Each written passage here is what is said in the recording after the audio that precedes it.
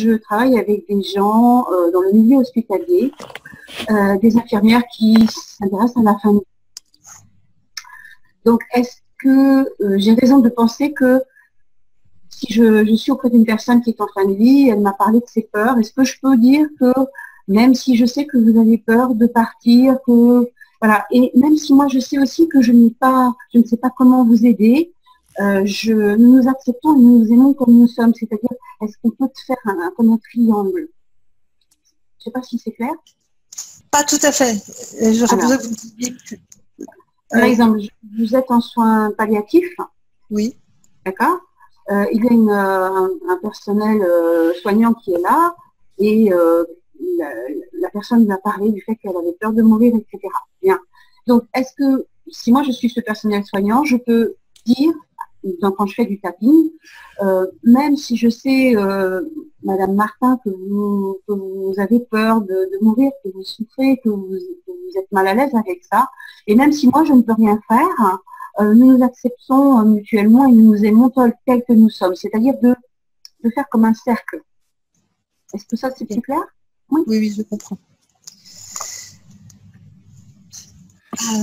So her question is, Gary, she works. Vous êtes infirmière vous-même?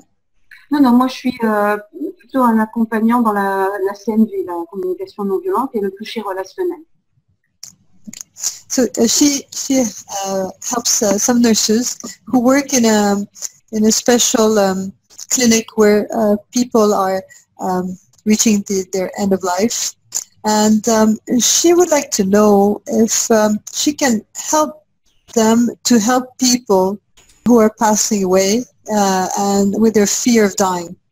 So the question is, how could she do it? Would it be a good thing to tap for, even though you're afraid of dying and I have no means of helping you, there's nothing I can do for you anymore, and so on. So it's like a circle. They will tap for everyone will tap for them, for the situation.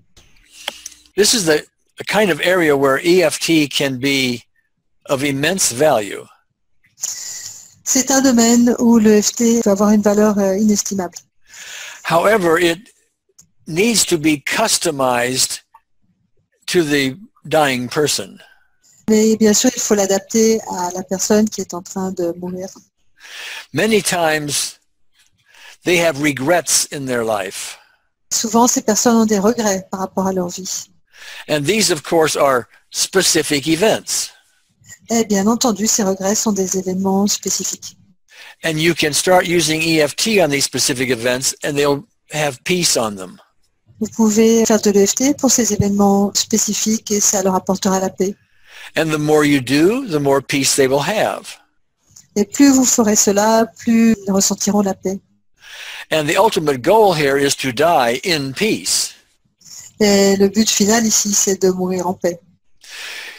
You would also need to ask them about their spiritual understandings. Il sera aussi nécessaire de leur demander leur point de vue de la spiritualité, leur avis aussi de la spiritualité. Are they, for example, mad at God or disappointed with God? Par exemple, est-ce qu'ils sont fâchés contre Dieu ou déçus de Dieu? Or have they not been able to communicate with God? Ou peut-être ils n'ont pas réussi à communiquer avec Dieu.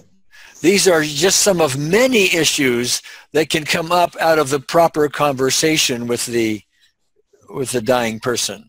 Ce sont seulement quelques exemples des problèmes innombrables qui peuvent se révéler quand on parle à quelqu'un qui est en train de mourir.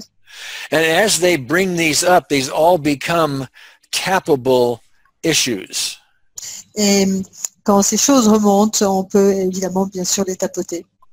And even if you don't have a high degree of EFT skills, Et même si vous n'avez pas acquis des compétences avancées en EFT, just aiming it at some of these symptoms will often bring some form of peace.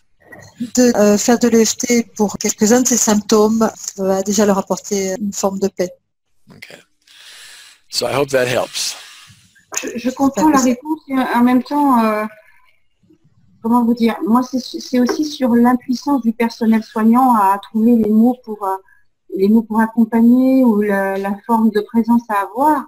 Donc, quand je parlais de cercle, c'est de dire, la personne m'a parlé, je dis, même si vous avez, même si le lieu n'a pas appartenu à votre chemin de vie, et même moi, si en tant qu'infirmière, je ne sais pas quoi faire, nous nous acceptons mutuellement. Vous voyez, c'est comment je pourrais dire le sentiment d'impuissance du soignant parfois. Est-ce que je peux l'intégrer? Est-ce qu'on peut être deux, la personne qui est en train de mourir et moi qui me sens un peu impuissante à l'aider? Yes, so what you would like to do really is not only help the person who is dying, but also help with EFT at the same time, the nurse who is accompanying the person. So her question really is, can we add to that something for the nurse? For example, they feel helpless. You know, there's nothing they can do anymore. They cannot help them. So can they tap for the nurse as well, saying something like, even though I'm completely helpless at helping you in this situation and you're passing away, we find peace together, something like that. Yes, that last example would be a very appropriate way to go about that. Oui, ce serait une façon tout à fait correcte de faire. You may also need to customize the EFT to the nurse themselves and their own specific issues.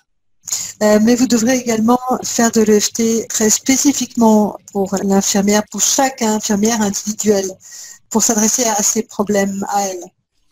You mentioned the idea of a circle earlier. Tout à l'heure, vous avez parlé d'un cercle, de faire un cercle. And I think a circle would give even more benefits. Et je pense qu'un cercle apporterait encore plus de bénéfices, de bienfaits. However, I think each person in the circle needs to have their own individualized EFT help first. Cependant, je pense que chaque personne dans ce cercle aura besoin d'une aide individuelle, personnalisée avec l'EFT avant. But then a circle with both patients and nurses could be very beneficial. Mais de faire un cercle avec les personnes en fin de vie et les infirmières serait tout à fait bénéfique, bien sûr.